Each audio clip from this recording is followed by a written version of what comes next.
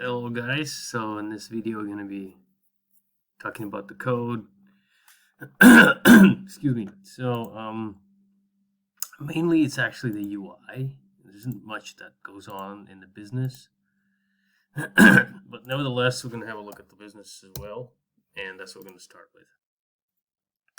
So as you know, everything's based pretty much around the EMA, okay? So, pardon me.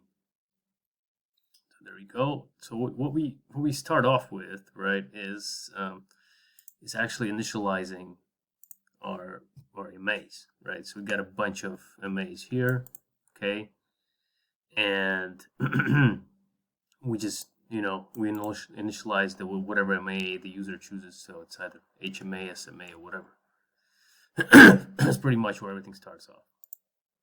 Okay, so once that's done, right, then we can go to the business, and inside the business on every single bar, what happens is we add the channel, the Bollinger channels, and they're nothing else than so it's the whatever MA you got plus, right, the ATR value times the ATR multiplier, which is set in the params. Okay, that's about all. So after that, we color bars.